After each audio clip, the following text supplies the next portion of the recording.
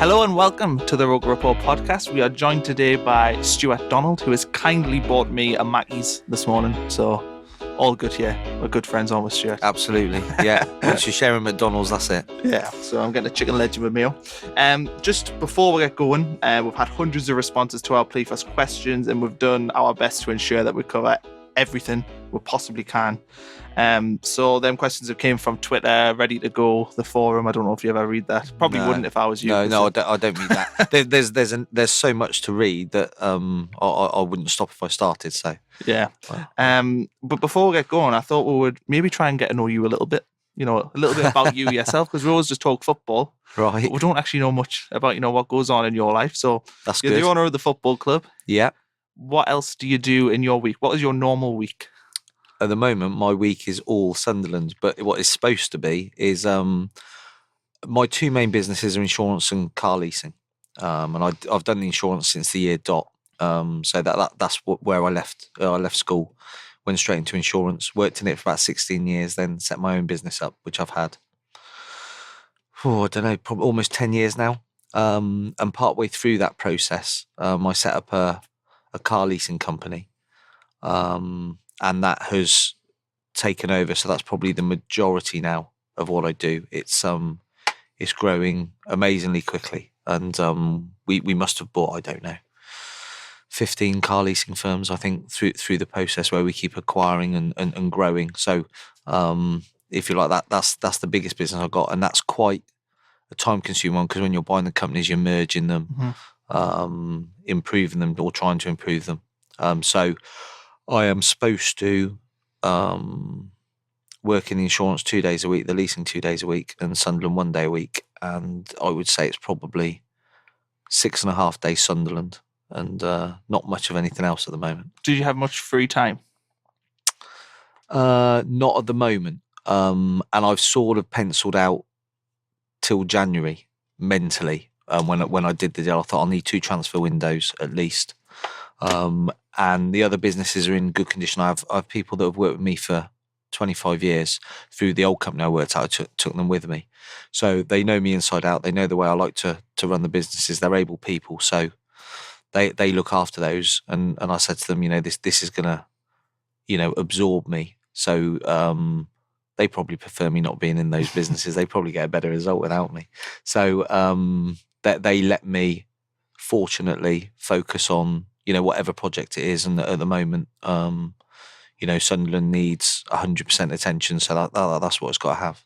And how often are you up here in the Northeast? Well, it will peak and trough depending on what needs doing. But I would say on average 2 or 3 days a week. Like next week, I'm up Wednesday, Thursday, Friday, and possibly Saturday morning and go to the Burton game. And that's typical. And it's really intense when I'm here. So I don't think I could actually do 6 or 7 days, solid here. So it's good I can do 3 or 4 days intense. Then I get away for a couple of days. And that allows me to recharge my batteries with regards to the demands on me, in the sense that when I'm here, it's just the way it is. Everybody wants a little bit of you, and that's understandable and fine. But you can't be like that 7 days a week. So that gives me a couple of days away, but it also gives me a couple of days away thinking time, and following through on the actions. And funnily enough, I probably do more actual Sunderland work away from Sunderland than I do at Sunderland, because you're not, when you come here, you're disturbed by, whatever you're needed to do. Whereas when you're away, you can actually focus on the job without interruption. So that's fine. And then hopefully it will go back to normal a little bit next year. And that would probably involve still being here 2 or 3 days a week. And then, the 2 or 3 days I'm not here, I can concentrate on the other businesses. And how difficult to balance that work family? Is you got that balance right, or is that too far the work way at the minute? Yeah, it peaks and troughs. But what I've been able to do is, I think what you have to do is make sure that when you're not working, you give 100% devotion to your family. And to be fair, I manage, whilst I say I work 24/7, I can work round them. So I don't have to be in an office from 9 to 5. So if I need to work from home for a morning, or the kids have got something on, I might choose to work from 9 o'clock in the morning till 9 o'clock at night or 7 till 7, but I can break for 3 hours. So if I need to go to a sports day and as a company, we're all very much about that. We give 100%. So we're not 9 to 5 people, but what we do try and make sure is that all of our staff make their kids, Christmas plays, sports days, everything else. So, I'm the same as all my staff there. I'll make sure I get enough family time in. And the final person I want to ask is, are your kids big? Are they like, wow, you own a football club, or they're not bothered about football? No, they're bothered. Yeah, they absolutely love it. It's what they talk about. They've all got Sunderland kits. George is here today. Thomas was here last week. Abigail can't wait to come back up. They're absolutely all over it. And of course, they play football, so their mates are into it. And George was football training Wednesday, and the car stops. And you even in your social life there, the kids stop their football training at the end, and you're there for 45 minutes talking to all the kids who are asking questions about Sunderland. So there's a lot of interest in that, and the whole family's into it. Yeah. Okay. Start of the season. Jack Smith asks, did you expect things would go as well as they have done so far? I remember you came in here and you said that you thought it might be a slow start. We've not really had that. So are you happy with how things are going? Yeah, I think on the pitch, we're unbeaten. It's a better start than what we thought. Jack's done a fantastic job with the team spirit and the shape of the team, and I think he's tactically astute. We haven't quite done everything that we wanted to do in the first window, so from a footballing perspective, we're not there yet. But despite that, I think Jack's done well, and I think on the pitch, it's a long season, it'll peak and trough, but it's a strong start at this stage, and I don't think we could have asked for any more than where we are. And you've been to most of the games? I think you missed 2 games, did you? Because you were I was on holiday. Other than that, I've been to Luton away, and then I've made the home games apart from the cup games. I'll make all the games. I'm going to Coventry. I think the whole office is coming up from Oxford to go to the Coventry game, so there'll be quite a few of us there. Burton next week. I'll be at Burton. I'm the same as every fan. It's Saturday, so it's football day, and occasionally there's a trip you can't make because of family commitments. But generally, I try and juggle everything around so that it's. I shouldn't say this on there, should I? It's football first and family arrangements very close, sort of level second. I'm going to play that back to my girlfriend. Yes. Like, well, you want to see it, so well, I don't have to go shop with you on a Saturday.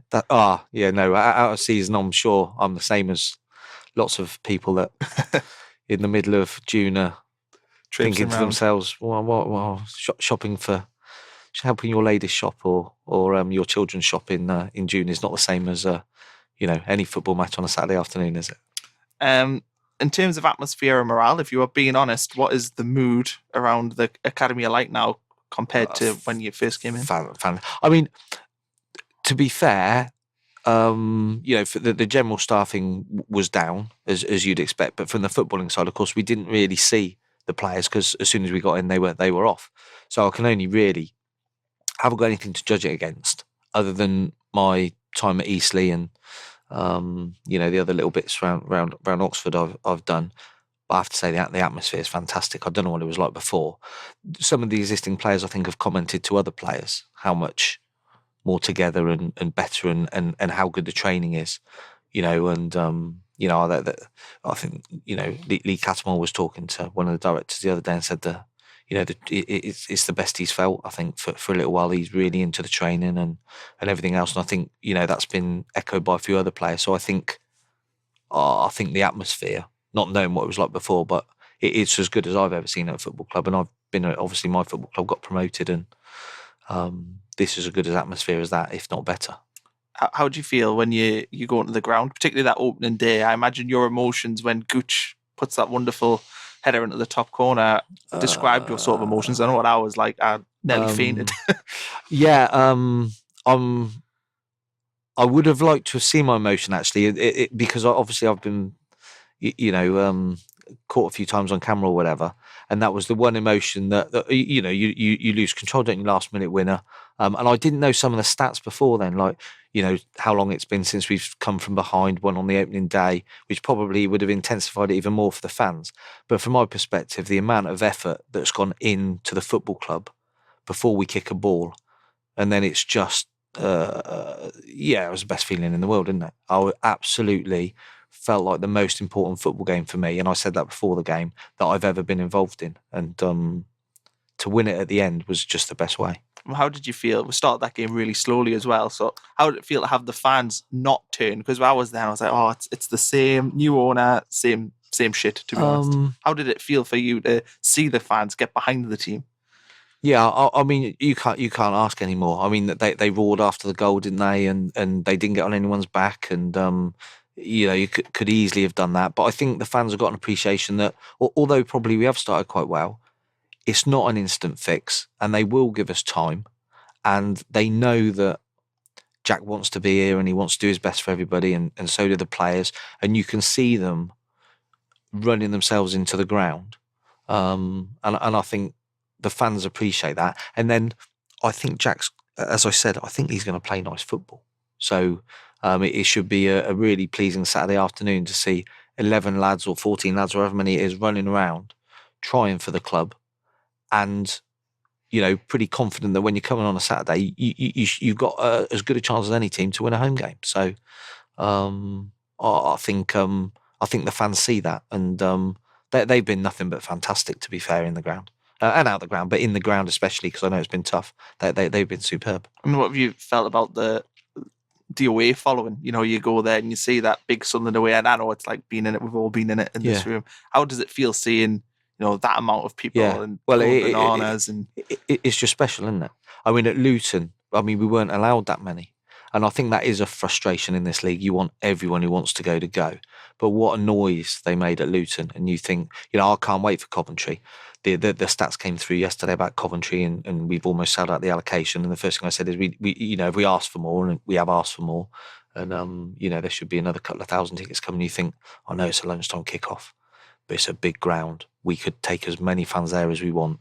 Could we get, how many thousands of fans could we get there? And I can't wait for that game. So is that the line on the Coventry game? Could it get to, say, 6, 7? Well, I've just worked it in stages. I think there were about 1,800 tickets, and I said, what more can we get? And I think they've ordered another 2,000. So you think, well, there could be 3,800 Sunderland fans if we can do it. And you think a 3:00 Saturday afternoon kickoff, not on the telly. I'm sure it would be, and with it being on the telly and an early kickoff, I'm sure logistically that makes people question whether or not, a few people whether they'll turn up, because it's easier to watch it on the telly and not travel. But I hope everybody travels, because I haven't gone in with the fans, because that's a difficult thing to feel your way into. But it is where given the choice, if I could put a mask on and go anywhere, it would be in with the fans, because it's the best feeling. Imagine those 2 away games where we're scoring and you see the clips, you think, oh, I want to be in that. Yeah. I don't want to be having a prawn sandwich with the Gillingham chairman, lovely bloke though I'm sure he is. That's not the Saturday atmosphere I really crave. And I just thought of Coventry, if there's a lot of fans and it's a big ground, I might be able to get relatively close to that feeling. And when I saw them at Luton, my initial thought was, I can't be really in some ways, but I'd love to be in the middle of that. We do have a big section of transfers. I was going to do that next, but I'm going to wait till we've eaten. Okay. We'll go on transfers after that, No which problem. I think probably makes the most sense. Okay. But I'm going to jump to some sort of general questions that people sort of threw away. So we've got some new directors, Yes. Tony Davidson, Neil Fox. Yes. What can you tell us? What do they bring to the table? Well, Tony's got a track record of being in football. We've obviously taken him from Tottenham. We see that as a bit of a coup. And I think we've landed on our feet in that, in the sense that he's got the experience, he's been around big clubs, he's got a good track record, but he's a Sunderland fan. So we've been able to tempt him. It's a bit like trying to sign a player that you don't really think you've got a chance of signing. Mm-hmm. We've managed to pull somebody in that arena that knows the area, that's been at the club, and that's good at his job. So it was a no-brainer for us. And, to be fair to Tony, I think he would have walked here.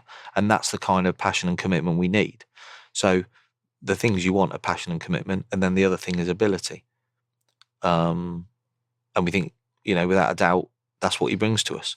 So in that role, we've got somebody that not only can do it, but wants to do it for all the right reasons and absolutely bleeds the club. So, that was a no-brainer for us once we'd managed to get hold of him and say, please come. And Neil has worked with me throughout my career. He started at the same time as me in the first company I worked at and stayed 16 years, so I knew him from there. He came with me straight into the businesses with me, so he's worked with me in my businesses. And he's been at the football club since day one. And he is the, if you like, he is a real thinker and doer and executor of businesses and analysing. And this football club needs, when someone says the security budget this year is 500,000 and the pitch budget's 300,000 and we're spending 400,000 on towels or whatever it is, and we're not spending 400,000 on towels, but whatever those are, you need someone then that gets in the nitty-gritty and goes, why are we doing that? How can we do it better? This is how we should do it. And then a week later, are we doing it that way? No. Well, we told, come on, let's get it done. So he is a very hands-on, capable, driven individual that has organised my businesses. And as I said before, when you asked about the leasing, I've bought quite a lot of companies over the last 5 or 6 years. And Neil primarily goes in, shapes them up, organises them, gets the result improved.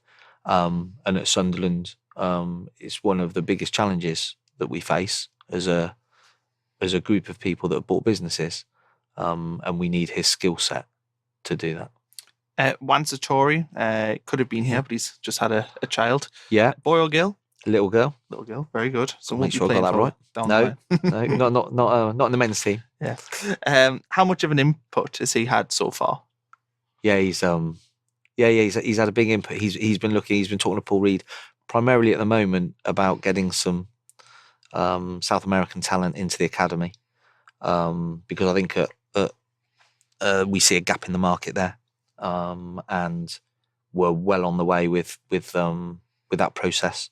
So I think he will feed in a lot of South American players to the academy that we can have a look at. Some will work, some won't. But if the ones that work, it'll be a great financial arrangement for us. So in the short term on the footballing side, it helps. He's there commercially and financially if we need him. And he's right at the forefront of that. I think the biggest thing with him is that not having done a business with him before, but knowing about his businesses, I know what he's going to bring on the business side. On the footballing side, which I think is absolutely important for us to try and do, he's unbelievably excited. I know he's gone in the terraces and this, that, but he's on all the time. I'm watching the game. Oh, what's so-and-so playing? Or I can't wait for this, or I can't wait for that, or, I'll get over for this game and that. And as a foreign investor in that sense, he could just, to a degree, do what lots of foreign investors have done and write a check and see what happens. But he's absolutely, what can I do on the footballing side with the South Americans? What can I bring there? What about this on the football side? And he's doing the football side, but what he is doing, which is what we need to do, is get really excited about the football, and he is. And he's excited about the potential. So you could get carried away with Juan's enthusiasm for everything. I think at the end of the first game, we were talking, and I said, it's a good start, but it's a long way to go. And Juan said, we'll win every game. And you're like, okay, no pressure, Juan. And that's what you think, we're Sunderland, we're gonna do this. And you want that level of enthusiasm. And I wasn't 100% sure, being, if you like, South American and used to warmer climes and, involved in a sexy football club in Monaco. I mean, Sunderland to an Englishman is just fantastic, but what would Juan make of it? And the weather's been good while he's been here, so that's probably helped. But he's come up and he's absolutely loving it all. I mean, he's not here because he's playing football at the academy with Charlie. They got a game going on, and he wants Who's to do. Playing? Oh, Juan's brought some friends over that I've not met, and Charlie. Well, they think I'll have to judge their football, but from Juan might be quite good because I've not seen him play, but I've seen Charlie play. So What is Charlie? I imagine I look at him as he's quite big centre back, maybe. big centre back, yeah, crunches into people. What are you? What would you? I Class was well, I would class myself as a nippy winger. Yeah, I thought that tricky winger. Tricky winger. Yeah. Charlie wouldn't catch me. But the problem is, when you get to my age, you lose your speed. Charlie's still the same physical size, isn't he? So it levels out a bit. But I'm sure I can still get past him. Yeah, we'll have to organise it. Oh yeah, we'll yeah. Get the report lads in as well. Without doubt. Yeah, no. We'll have a game. Yeah, definitely. We embarrassed ourselves at the play on the pitch in the summer. Did you? Oh no. We'll we might try and put a little directors and employment team together for the summer. Yeah. I'm going to dig myself a hole here, but we'll see. Bring it. I'll play centre mid. In fact, no, I might go up against Charlie. I might put myself up front. Yeah. Just elbows. Be an easy game. Yeah, he's a bit of a pretty boy, isn't he? He's get him a few elbows. Well, he thinks he is, yeah. Well, yeah. He's got that kind of glow about him. For scouting, how big is the team working with Tony Coton? Sort of, you touched on the South American players. I mean, I just kind of want to get a general idea of what I presume it's a new scouting system we've got in there, what exactly it is.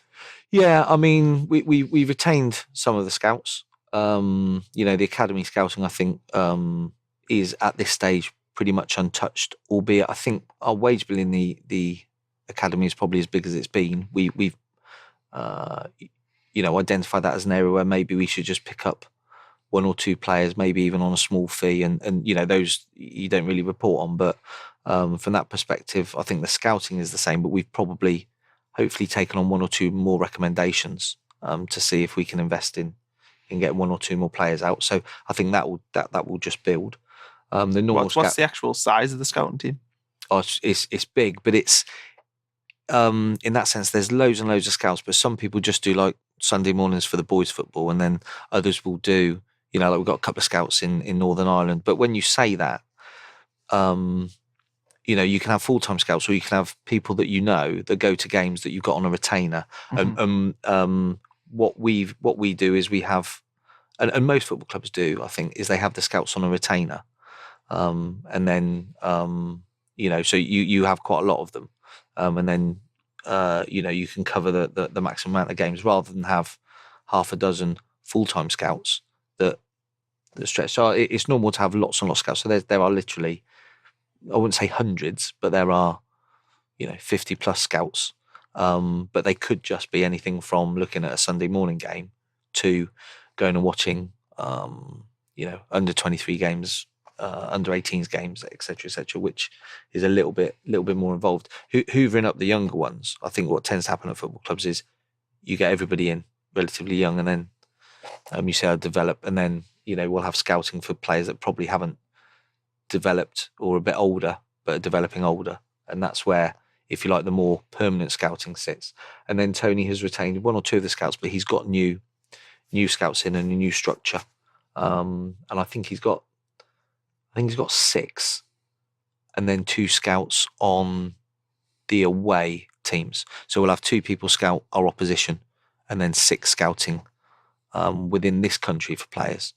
And then I think we've got 1 or 2 scouts, sort of, if you like, in Europe and Ireland, things like that, but they are not, they don't derive their living from Sunderland Football Club. They are people that we all know that will go and watch matches, and they'll say, we've been to a game in Sweden, for argument's sake, Mm-hmm. where we picked up 1 or 2 players before, and they would recommend a player to us, and then we would go out and watch them. So we don't have a scout in Sweden. We have people that would look, for argument's sake, and then we would go out and view the player. And I think we would then scout those players probably, I mean, I'm bound to say this, but I would hope it's right. We would have the more senior people go and scout those players now than possibly before. So that's where it is, and I think Tony's brought in the scouts that he wants, so that's all set up now. What sort of, I don't want you to give the exact details of it, what kind of budget are you talking about for this scouting? Is it like into the millions? Is it less than that? No, it's not into millions. No. It wasn't before, to be fair. It's about the same as what it was wage wise. What we've done though is we've restructured the expenses, so it's not as much.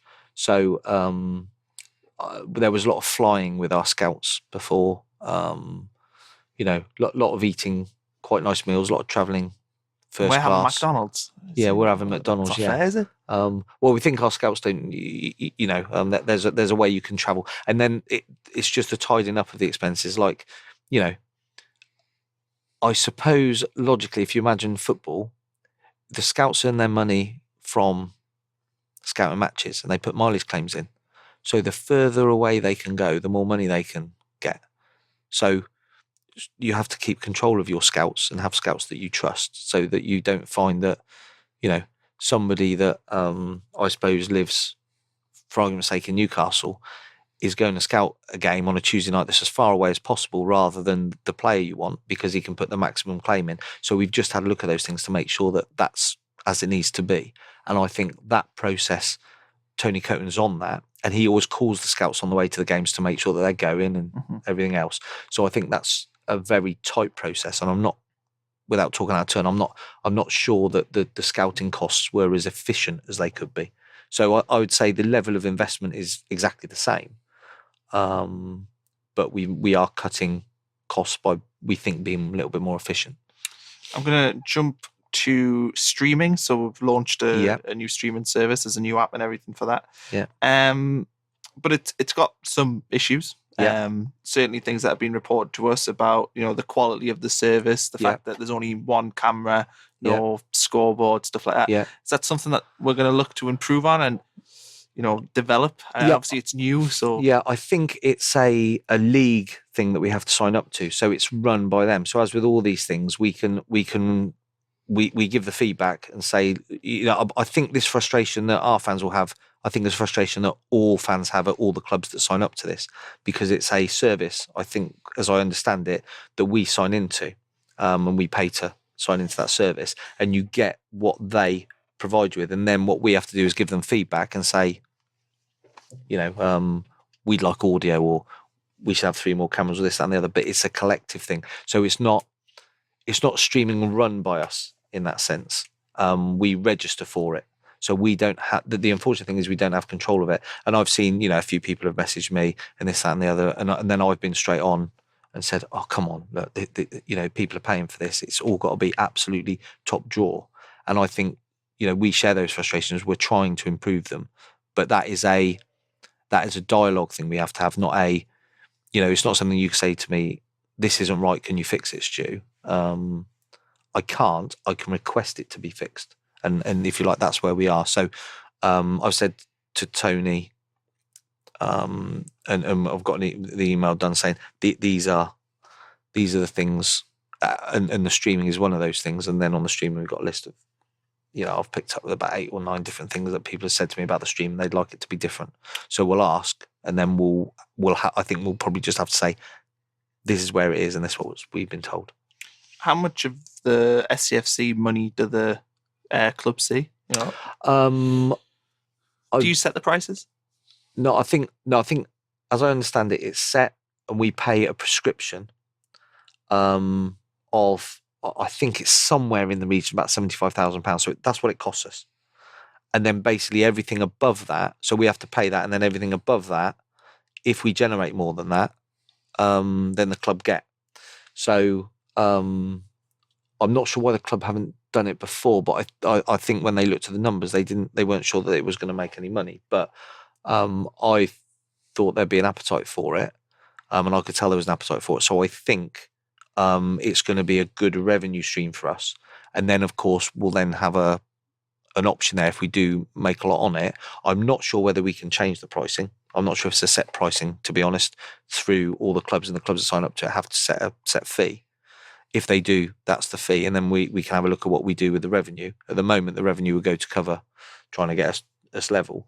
And if we get to the stage where we're doing well like that, and we can alter the price to make it cheaper for people, then that's something that I'm sure we'd look at. But at the moment, it was very much, we're in, the fans want it. It's the only option we really have. Yes, we'll sign up to it as a league thing. It's going to cost a set amount. We'll let it run, and then we'll review it. So I think what we were going to do is, if you like, let it run for 2 or 3 months, and then see where we go. See where we go. Yeah. And do you know how many people are using it? Do you get to see the figures? Yeah, there's a lot. It's a lot. It's you can't use it, I don't think, on the 3 o'clock on the Saturday. So when the games aren't on, it's into four figures. There's over 1,000 people signing up, I think, per game, and then there's a lot of season tickets that have been done. But I think the Gillingham game generated us about £30,000, something like that. So there's about And then 3,000 watching it. Yeah, and then on a norm, I mean, some of them are season tickets, Yeah. but there were a lot of people watching that game. And then I think the Saturday games, obviously, it's the international passes, so that's less. So I think a Saturday afternoon game is between 5,000 and 10,000, I think.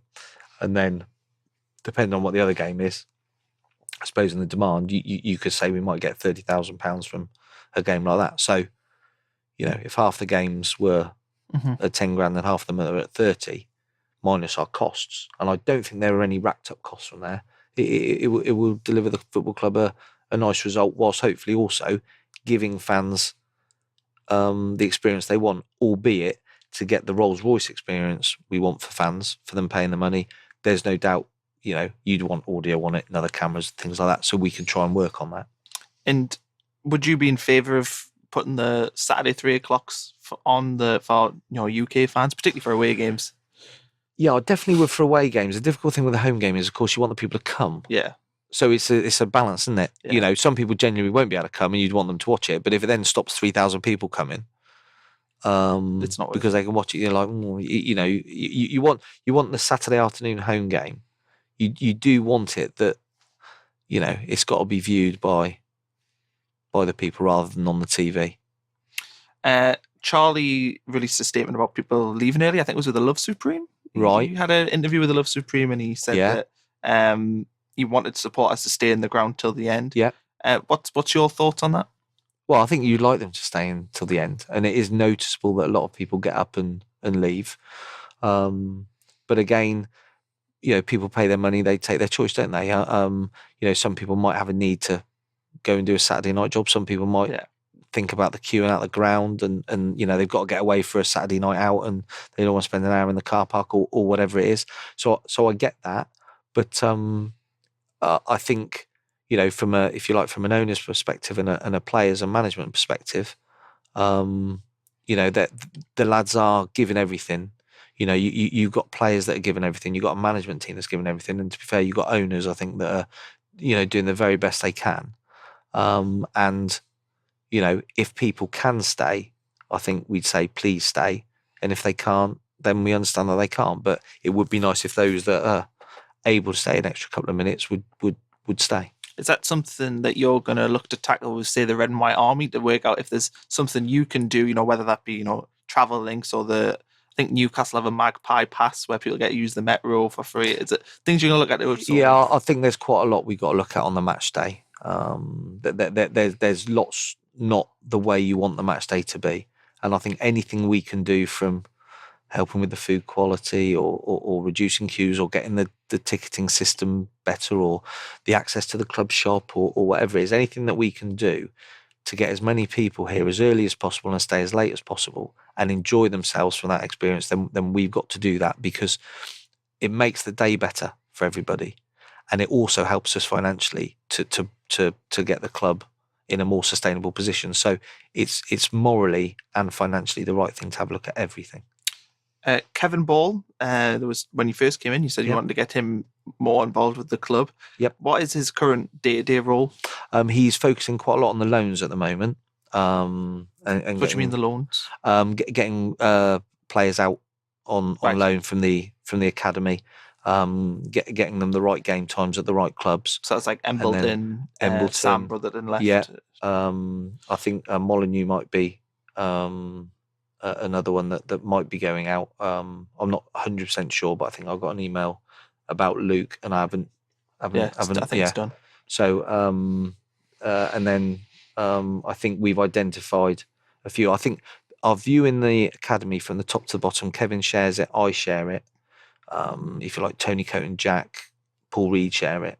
We all have the view that if we can, we need to get as many of the players out on loan as possible, playing competitive football within the pyramid, from, if you like, the Conference North strong teams up.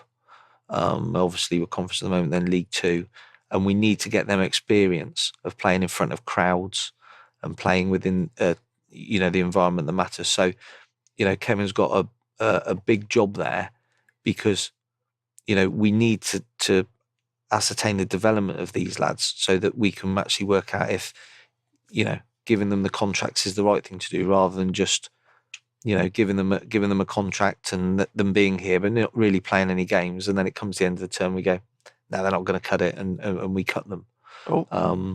So McDonald's you know, is here. yeah, Kevin's heavy into that. McDonald's has arrived, so we'll take a pause for the eating cause, and we'll come back. We've still got a few general questions to tackle, and then we've got plenty of things to talk about budget wise and transfer wise. So yeah, McDonald's time. Hello and welcome back. We had a McDonald's break. Stuart, what did you have? I had, oh God, you've got forgotten? me in that. No, I know what I've had, but I'm going to sound like a pig. And I had a plain cheeseburger, some chicken nuggets, and I gave my fries to. Well, I gave them away, didn't I? So It's not bad. it's not too bad, is it? I know people who get like what's it, a McGangbang thing, where it's a massive.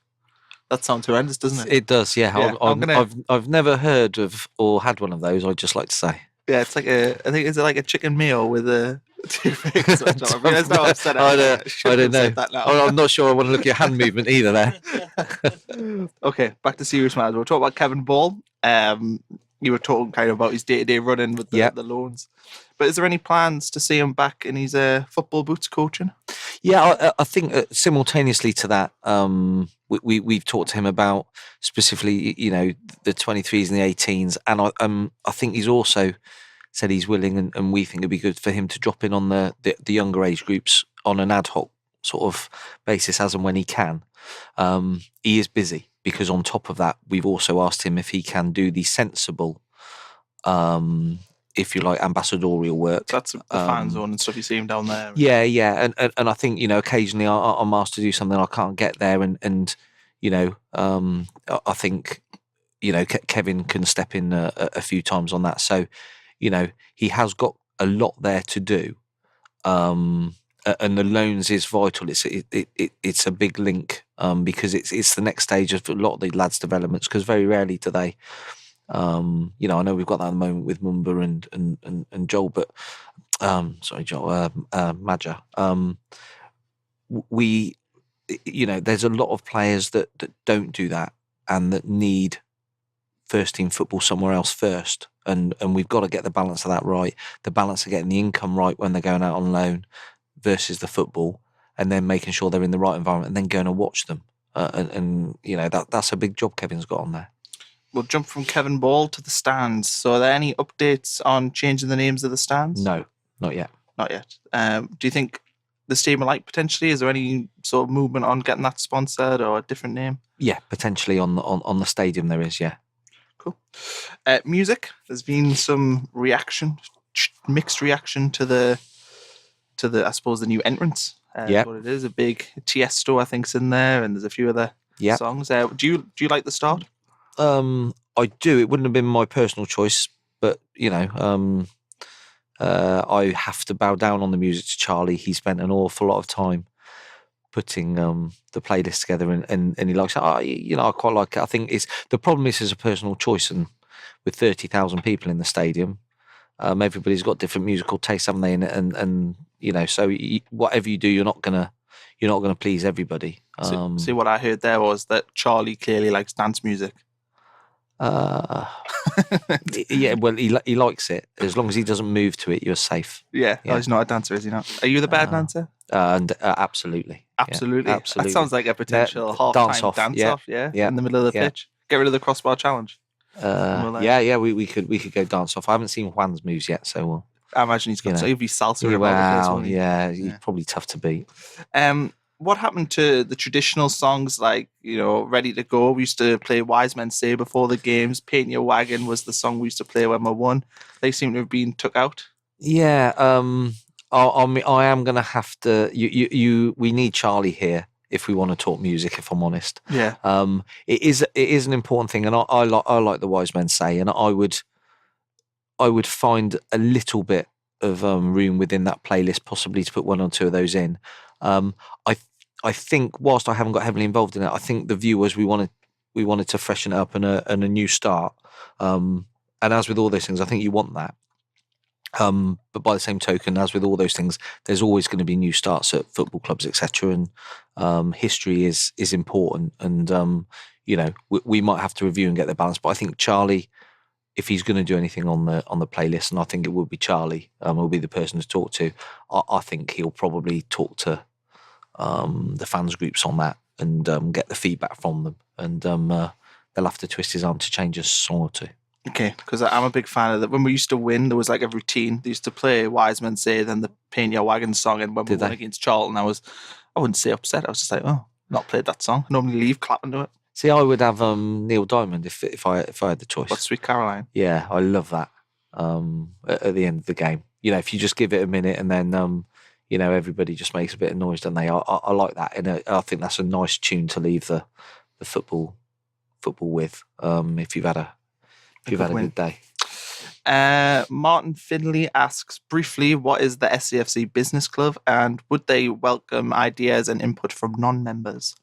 I'm sure they'd welcome. We welcome idea and input from everybody. Everybody who's a Sunderland fan and with Sunderland at heart.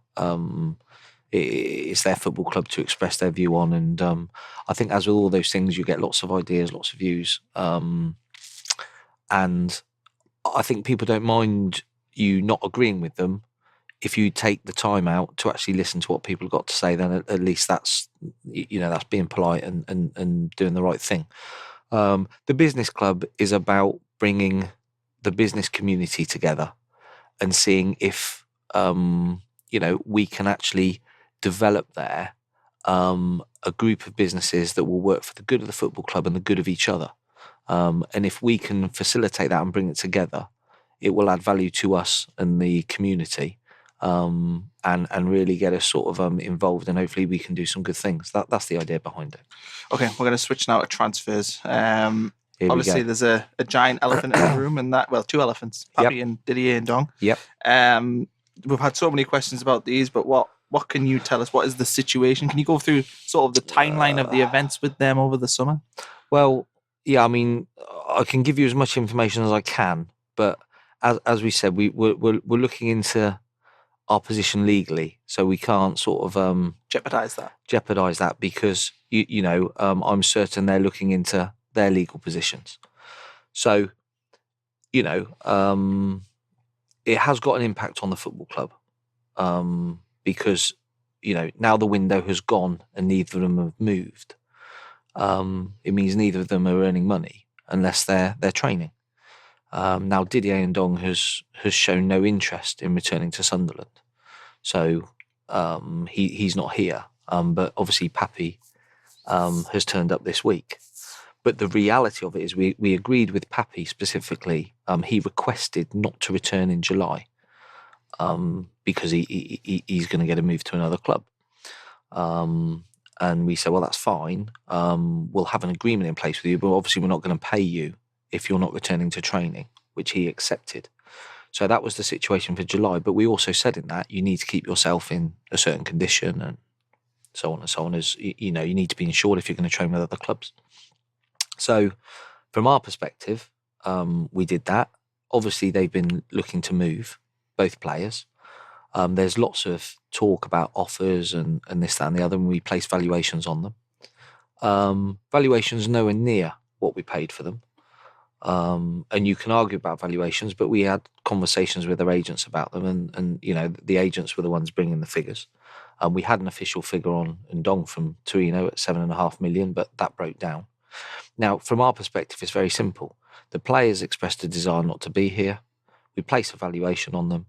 It's down to them and their agents to find a football club, and we tried to help them find football clubs because we don't want players that have expressed an interest not to be here. And we need to free up their wages and know what we've got and sign other players in those positions.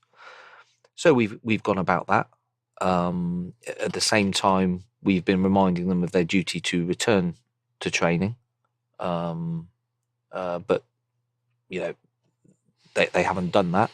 I presume on the basis that obviously they're adamant they're not returning and they're going to sort of, if you like, play football elsewhere. We tried really hard to help them facilitate that.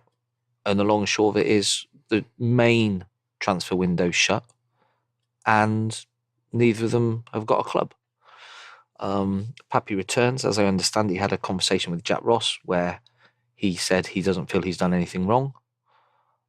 He's turned up, if you like, and has an obligation to turn up in a, if you like, a certain condition.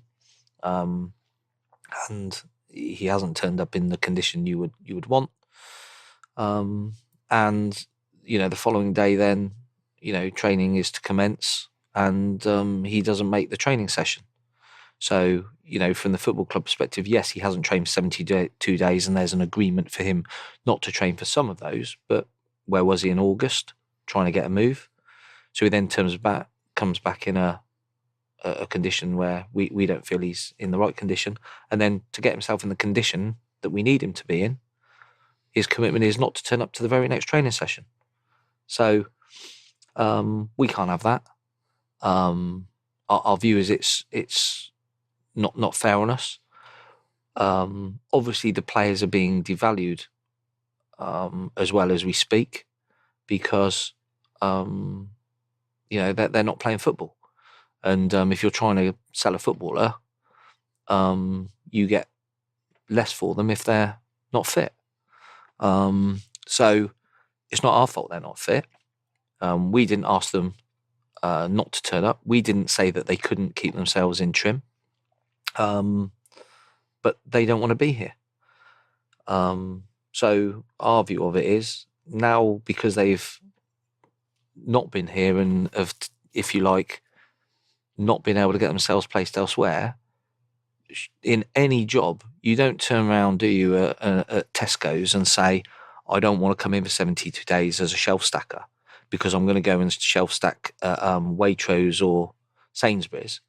And you don't not turn up 72 days while you're trying to get a job with them, and then come back and go, oh no, I'll start shelf stacking for you again now. I'm not in condition to shelf stack, but I will be in a couple of months, and I'm sorry I've missed your 8 biggest sales days. But pay me. Now, that will create a legal dispute. Now, as Papy has told Jack Ross, I've done nothing wrong. So I'm sure Papy's view of it is he's done nothing wrong. I don't know in any industry whereby that's acceptable, and where the employer should be expected to pay their wages and just let them come back in. So we don't think that is our stance. We don't think that is acceptable behaviour, and to me, that's gross misconduct. So we will and are going through the legal process with that, and we'll have to fight our corner. What you worry about is, we financially, these players don't want to be here. We budgeted for them not to be here because they've said so. We budgeted for some transfer fees, which obviously we're not currently going to get. So we're down on the transfer fee perspective.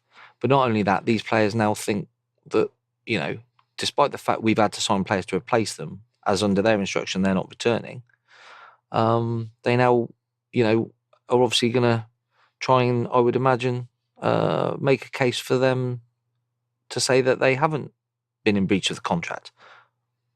Well, I don't see how they're not in breach, but we'll have to let that legally play out. And, what's going to happen from there, I think, in the next couple of weeks or few weeks, the fans will see what the legal result of that is. I do not see morally in any way, shape or form how the football club should have to spend £1 more on 2 footballers that have decided, because they don't want to play for Sunderland in League One, they're just not going to turn up, and not turn up for the first 8 games. How is that not grossly negligent and gross misconduct? I don't understand on any way, shape or form.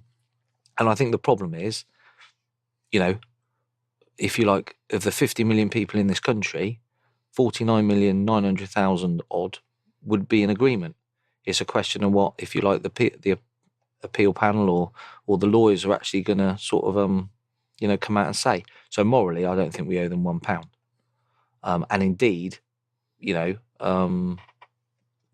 money we've spent on them, is there an argument to say that actually that money that's been spent, we have no way of realising, because they've devalued themselves over the last couple of months by their behaviour and by not agreeing terms on offers that have either been accepted or put forward, and they've pushed too hard.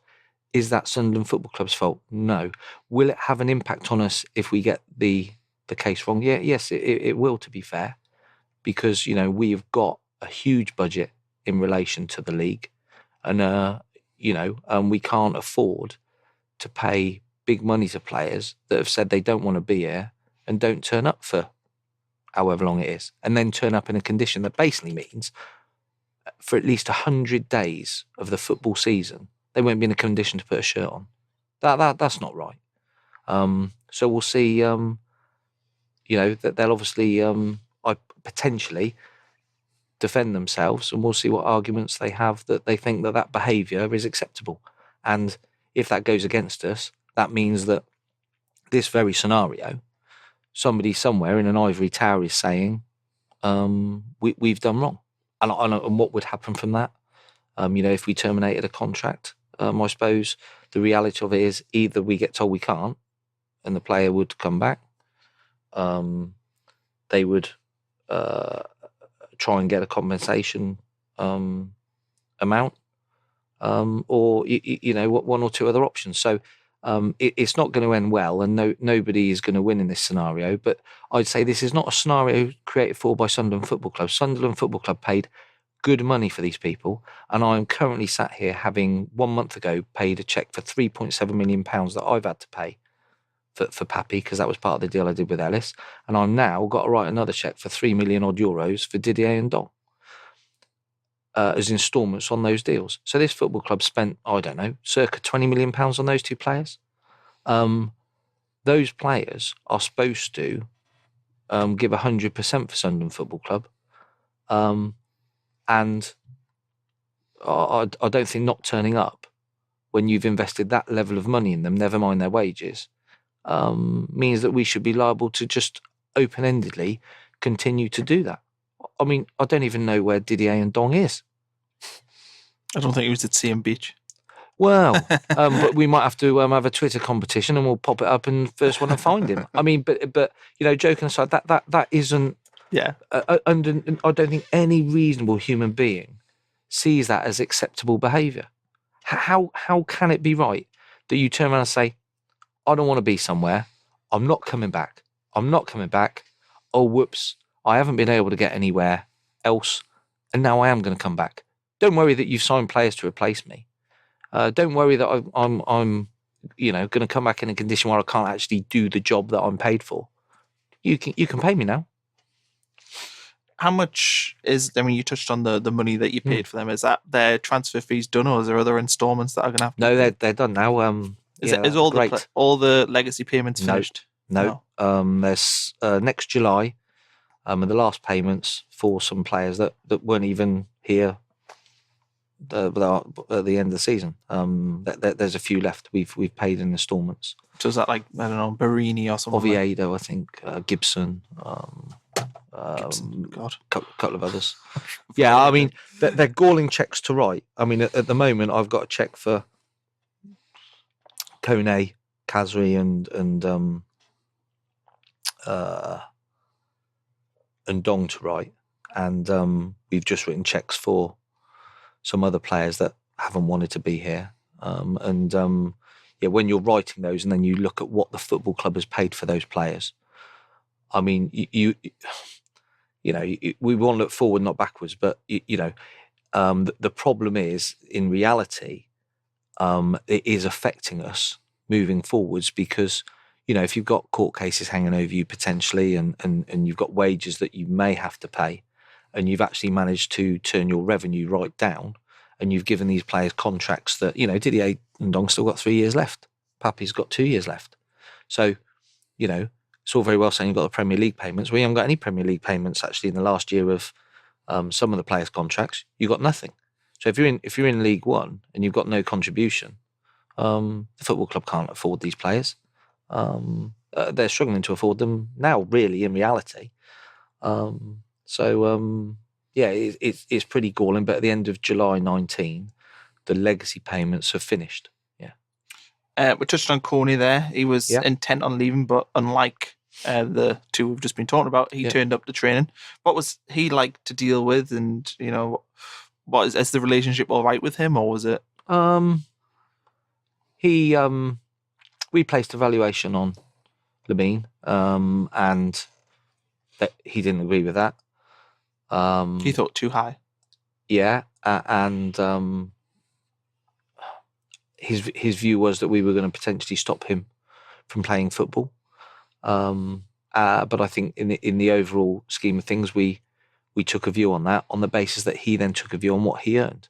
So I think from Lamine's perspective, he had a clear desire to play football and wanted to go back to France. And we said, well, that's fine. We'll take a little bit of a view on your value if you take a view on your earnings. And he was reasonable and accepted that. So Lamine Kone plays football, not at the same price for him. Not earning as much money. That's quite a step for him, because obviously he's took a 40% cut from what we've been down, and he's taken another cut. So you've got, I suppose, almost give him a little bit of credit for doing that. And he turned up training. So he's turned up. He said, I want to play my football back in France. Not necessarily just because of the league. I think the family situation, etc. And he wants to do that. And he says, you place too high a value on me. We talk around the clubs. We try and push the value as high as we can. Not a great financial deal for the football club if you look at what we paid for him, but what was offered for him not long ago. But the reality of it is, we're a League One football club with a player that doesn't want to be there, that needs to relocate into a different market. But he had to take a view, and he took a view in the same way that Jack Rodwell took a view. And those deals for the football club are very sensible. They didn't cost us, wages. We got a resolution, and then we'll see how Lamine plays. And Lamine is now in France playing football, and he's a footballer, so he's playing football and he's earning money, and he's not playing for us, and we're not paying for him, and that's how it should be. Got 4 cash departures this summer. So that was Azoro, Khazri, McMahon, and McNair. Yep. How were they to deal with in the end? Were they all, easy, or was there complications? McNair was easy, straightforward. Took a little while to haggle to the figure that we wanted, and I know there's a conversation about what, have we got enough money for them? Yeah, we did. Yeah. And we're in quite a difficult position because, the wages were too high collectively across the squad. We had too many players, all of whom were saying, they didn't want to be here, or, I'd like to play Premier League football, or I want to go and play in France, or whatever. But fundamentally what they're saying is, I don't want to be at Sunderland. So, out in the market, people know what it is. So we have to haggle on those scenarios. Joel Azoro, I think, there was interest from Joel Azor from a couple of clubs. Eventually, I think Joel realised there was interest in him. So he lost a couple of options because he left it, I think, to his agent. But in the end, that process was straightforward once Joel Azor realised there was an option for him. McNair was straightforward. Khazri was quite straightforward, but a very tough haggle. Very tough. What was the rough fee we got for Khazri in the end? 6 million rising to 9 million euros. Is it likely to go to the 9? It's likely to go to at least 8. Yeah. The last million is based on St Etienne, I think, qualifying for the Champions League. So that will be a tough ask. But not now. They've got brilliant Wabi Khazri. Well, he's played every game because you get some money when you play. So I check it out. There's about 10 teams. I check all the who's playing. That was decent. But again, we've had to take a view with those players to get the maximum amount. We've had to take the money in instalments. So we've got a double whammy because yes, we've had the money, but we're not getting the money for a couple of years on all of them. Which is good for us from a cash flow, from a business perspective, in the sense that we've got money that we can rely on in a couple of years, where when the money outs stop next year, we'll still get some good news for the football club. But it's not good for the cash flow because we've got to pay out And not only that, one of the two people that owe us on the sales that we've done have informed us that, they need some instalments on them because they can't afford to pay us. So we did ask a couple of clubs whether we could have instalments on the basis that we were getting instalments ourselves. But we've been more flexible than our footballing rivals. So we've had a no, but we've had to, in reality, offer a couple of instalments to a couple of clubs who are paying players for us. We've got Oviedo and Cattermole, both were kind of expected to leave, but have knuckled down, played really well. I've been a fan of both players this season. So is it an issue that they've stayed budget-wise, but are we also very happy that they've stayed because they're very good footballers at this level? From a footballing perspective, they've been great, haven't they? Especially Lee Cattermole. Yeah. And I mean, lots made of me there, but I was always very conscious when talking about Lee. I've never ever questioned his effort and commitment, or indeed his wage. What I was questioning was the way that his agent was going about things. And Lee has been absolutely professional, and he is enjoying it, I think. So I think Lee would like to stay at the football club, and I think he's really enjoying playing for Jack, and that's a positive for Lee Cattermole. And it's a positive for the team because he has done fantastically well. And the thing is, whilst we come on to the wages in a minute, but the thing is, he's given 100%. So when you watch him, you want him to do well, and the fans have got behind him, and it could have gone the other way, and it could have been sticky. So credit to him especially that he's come in, and he's been a little bit of the heartbeat of the team, and he's getting people around him. So I've got a massive amount of respect for him from that perspective. And Brian, unlike the other players, again, has turned up and he's given 100%. And while he's here, he gives 100%. Financially, yes, it's bad news. And it is bad news. But that isn't their fault. But I think Brian, bless him, probably got caught. But I think he said, at the end of the season that, he would look to move on. I don't think I'm wrong in saying that. I think he said that publicly. I haven't had a conversation with him on it or anybody else. And I think, again, though, he's come back. He's on an awful lot of money. And when I read an article yesterday saying that, the average championship wage is £8,000 or £9,000. Well, when you're trying to talk to people about wages, you've got a League One footballer who earns more than a championship wage by some fair distance. They're difficult to manoeuvre on. Now, when we came in, we thought that we basically did a budget that said we'd have 10 million in wages, and we'd probably have to spend £4 million, tidying up contracts because we had the Jack Rodwells, etc. Now, the reality of it is we spent zero tidying up contracts, but that money but we're worse than that, because actually our wage bill is over because we haven't been able to get rid of Ndong, Jilaboji, and a couple of others. So we're way over that, and that's bad news. Now, we'll see where we go with Papy and Ndong. But the rest of the squad, with the players that we've got, I think we've got the wage bill down from 20 odd, and if we exclude those two for the minute, I think the existing squad then remains at sort of about 11 million. So we've managed to get that down. We managed to halve it. And then the new squad has cost about 3 million to put together. And really that tells you, the challenge that we have. Because in this league, we said before 3 or 4 million is a decent wage. And you're at 5 or 6 over your budget. You're at the top. And we've spent that on new players, the 3 or 4 million, about 3 million odd, but we've still got 11 million in the existing squad, and we haven't got 11 million pounds of value probably. And Joey Barton says in his press conference, our playing budget's 28, 29 million. I saw that. He's doubled it, bless him. He's tripled it nearly. No, it's about 14. It's about 14, 15. So he's doubled it, to be fair. But he said in that, we've got players on his entire squad, and we have. And with League One revenues, even though we've got 30,000 fans, that's not sustainable. So, but we've had one window.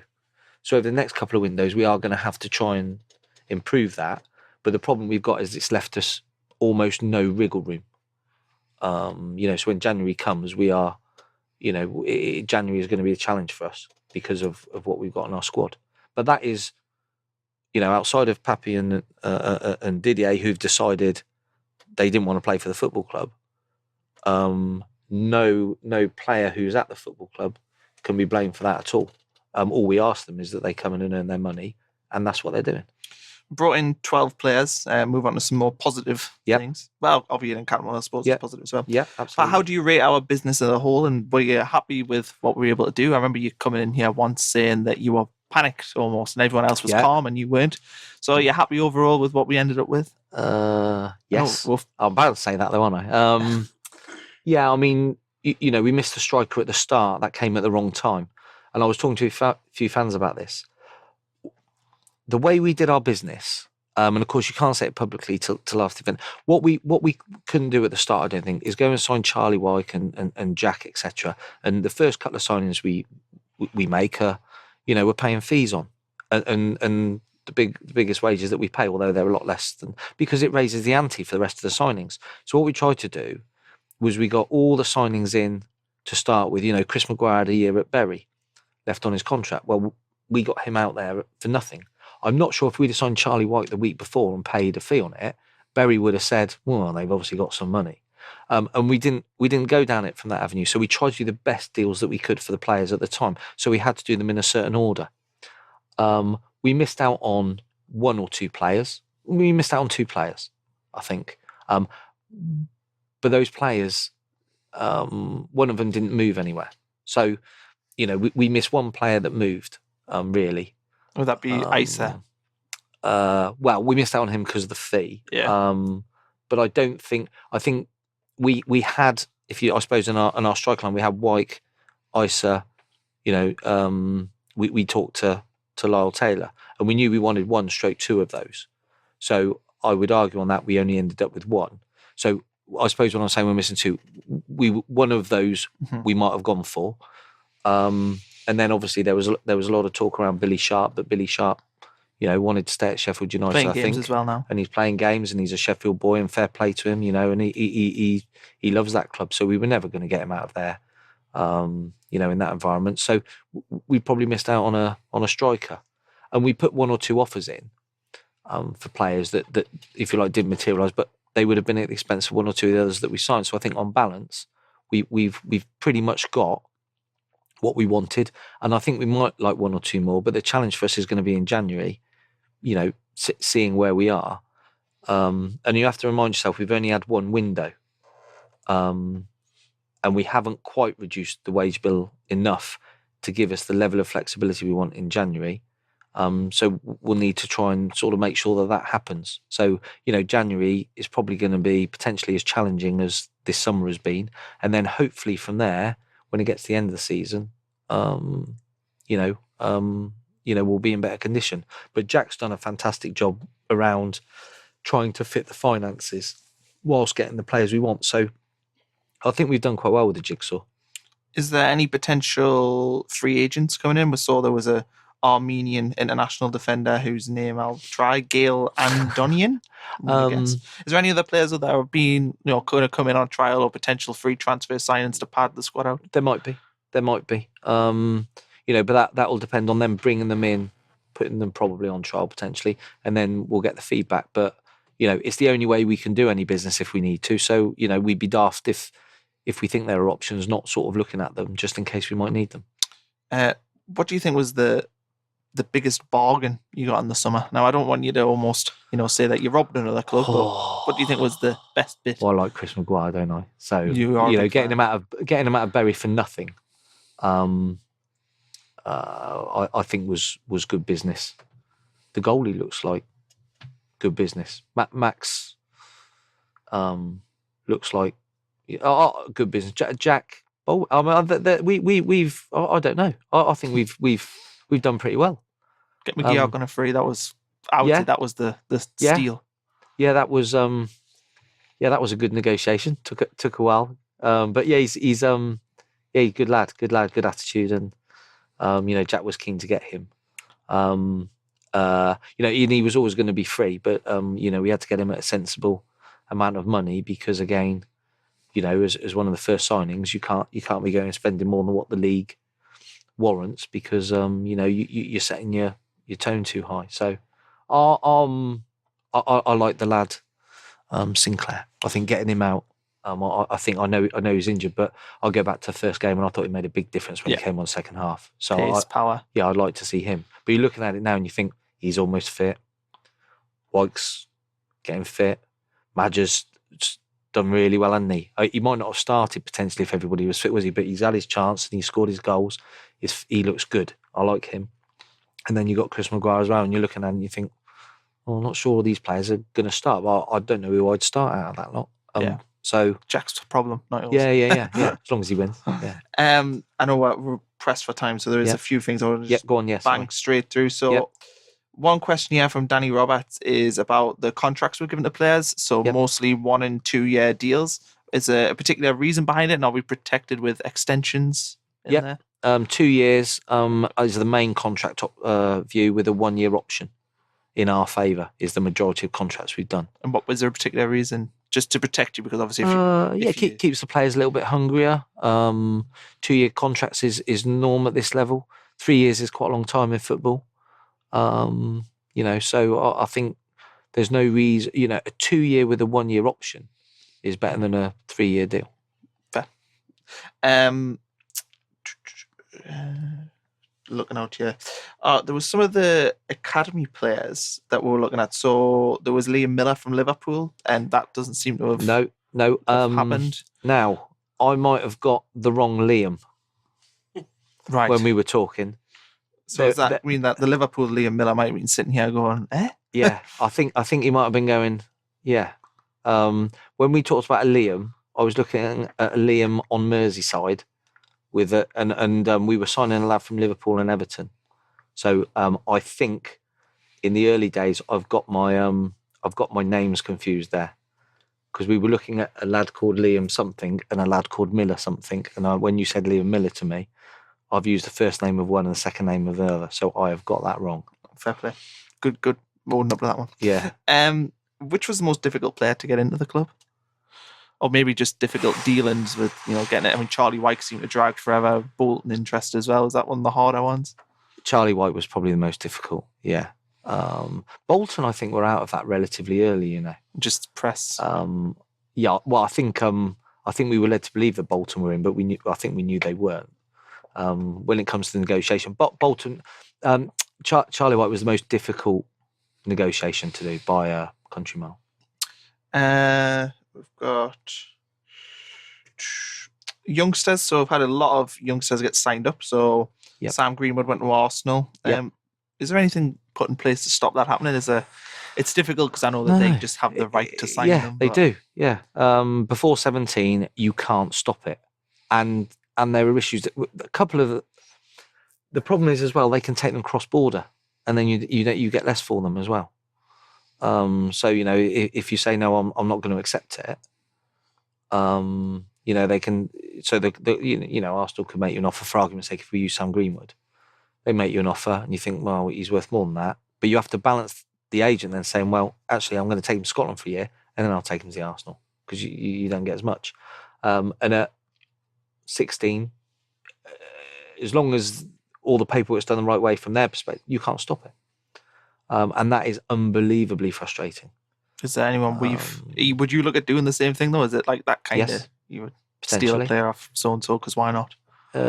Yeah. And I think it's one of those things probably, 3 or 4 have gone. And it might be, we've gone down a division. So, the clubs come circling. Conversely, I think that's the worst. The problem is they're young. So in 2 or 3 years' time, you don't know where Sunderland will be. But if it was me, I would want to play in that sense for a League One team versus a Premier League team because you think, trying to break into Chelsea or Liverpool or Arsenal as a 17-year-old English lad is impossible. Come and try at Sunderland. It's happening. So, as long as the look of the club looks right with youngsters being played there, I would have thought Sunderland would have been a better place to stay. But we can't do any more than we're doing.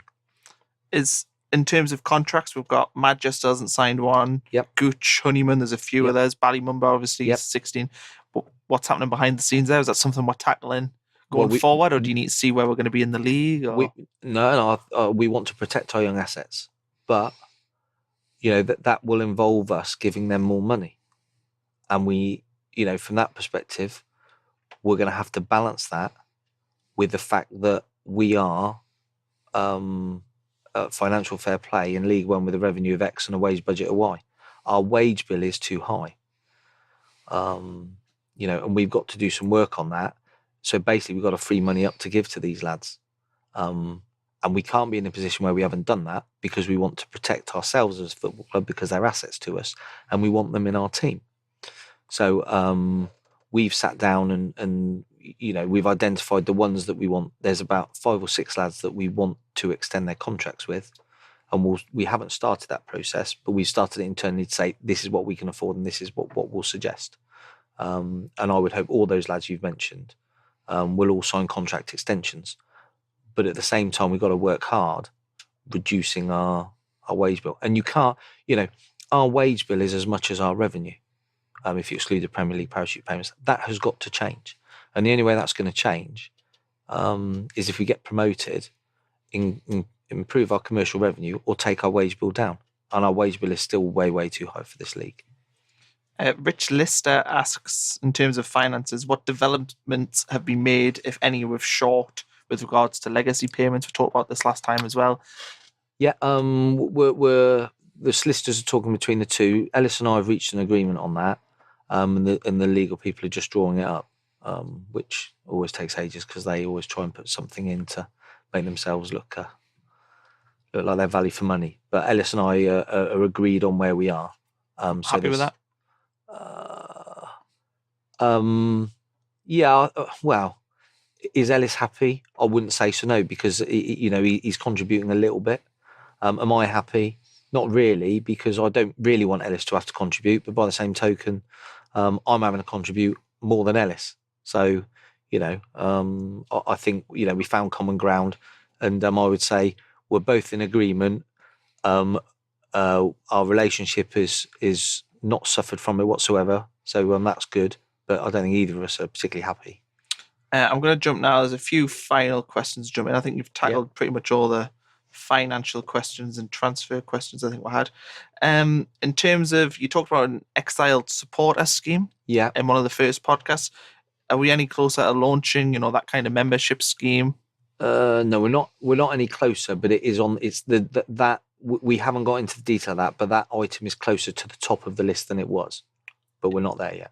And in regards to, go back a little bit to the stadium, how close are we to reopening the top tier? That must be 32,000 there at the weekend. Yeah, but we coped with it, didn't we? I'm saying though, when it gets to say like the Bradford game on Boxing Day, I'm hoping we'll have to have it open for then. Yeah, fingers crossed. I don't know. Do you think what number crowd does it need to be to open it? I don't know what the rough figures are. Is there a number? I don't know. I would have thought 35. I would have thought if you ask me, I don't know because I'd have to check. Yeah. But I would have thought logistically about. I mean, the bottom bowl seats 38, something like that. I don't know. Yeah, I think so. So, and I suppose if you factor in the away fans, I would have thought we'd have to get 35,000 home fans. I think. Yeah. Merchandise. Do we get a slice of the profit from the shirt sales per cost of shirt, or is the kind of a lump sum paid out regardless of how many we sell? No. The more we sell, the better we do. We get an element of free kit in the deal, and I think we get a payment, which isn't particularly substantial. And then we have to sell X amount of shirts. We have to commit to that order. And then, if we hit the sales on those orders, then, we're generating revenue for ourselves every time we sell a shirt. And finally, where do we go from here? What's next for Sunderland Football Club down the line? Short term, long term? Short term, dealing with the players that don't want to be here, and then organising the budget in January so we can do the work we want to. From a board perspective is vital. That's what we need to do on the pitch.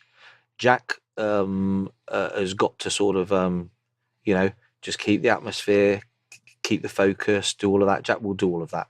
So, Jack can crack on. We've got to get ourselves in a position whereby if Jack needs something in January, we're in a position to do it.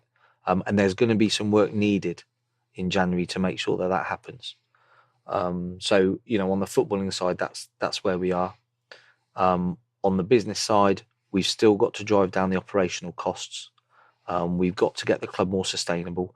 We were looking at what we've done. I think when we inherited it, the plan was that the revenue would be 16. And we always talk outside of the parachute payments because they're not there forever. So we work on that because when those stop, we don't know where we'll be. What happens to the parachute payments then? Are you just going to stick them in a account? No, well, we're having to use some of them to run the losses. We expect to surplus by the time we finished, but the reality of it is, if you like, all the money gets put in a pot. The money that we invest, the money that comes in on all the revenue, and then we've got the pot. But in that pot, there is obviously the legacy payments that need to be met. The running costs in the football club, I think, were budgeted to be about 50 million before we got involved, versus a revenue of about 16.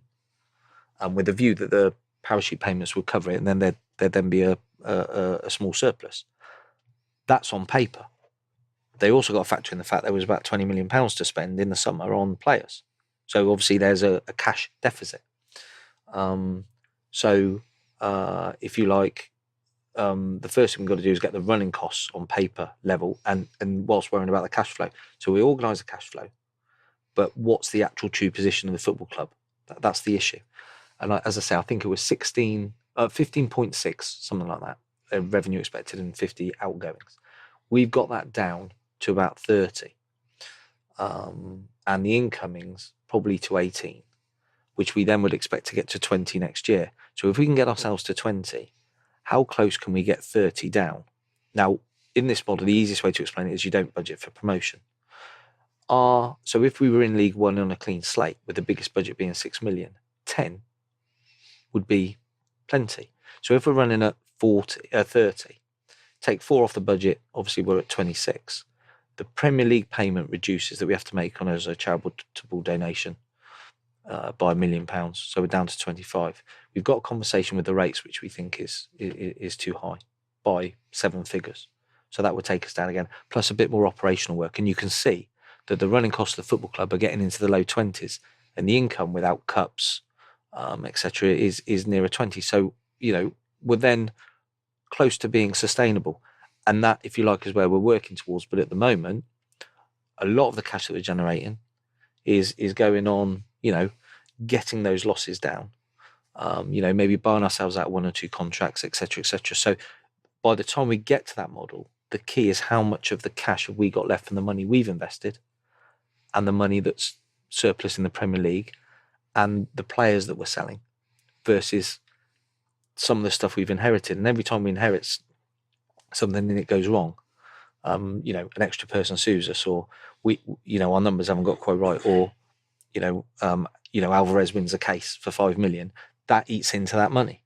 And then the only way out of that is for either us to put more money in, either by us doing it, by getting a loans, by restructuring it. And the question is, have we got our numbers close enough to being right? Now, we think we have, and that's all okay. But the one thing outside of that we've all got to understand is, it's all very well us getting the financial model right, but that gives us a restriction on what we can pay on wages. Forget transfer fees, what we can pay on wages. And I'm not 100% sure of the exact rules, but I'm certain that if our turnover is 20 million, our wage bill can't be 15, 16, etc. So we've got to work that. And then if we get promoted, of course, we can add it up and move on. So the one thing that we haven't got down as much as we thought we would is the player wages, primarily because I think some players that expressed a desire to leave haven't been able to leave. And there are probably 4 or 5 of those. So that's the challenge we got. It sounds like a busy few months ahead. All busy. Yes, look forward to getting the update, probably October time. Yeah, so thanks, Stuart, for coming on. Pleasure. Enjoy the game today. Hopefully everyone will be listening to this tomorrow morning excited and happy that Let's hope so. stuffed Fleetwood and Joey Barton. Yeah. Well, I'm not sure as the owner I should say we should stuff them, but You want the stuff. Let's stuff them. Yeah, let's Yeah. stuff them. No, let's I've stuff been Connor Bromley. Follow Roker Report on Twitter. Follow Stuart on Twitter. He always drops tiny nuggets of information in his likes and replies. And thanks for listening. Hopefully you'll be back in sometime in the next month when you or need two. me. Yeah, absolutely. Okay, thank you.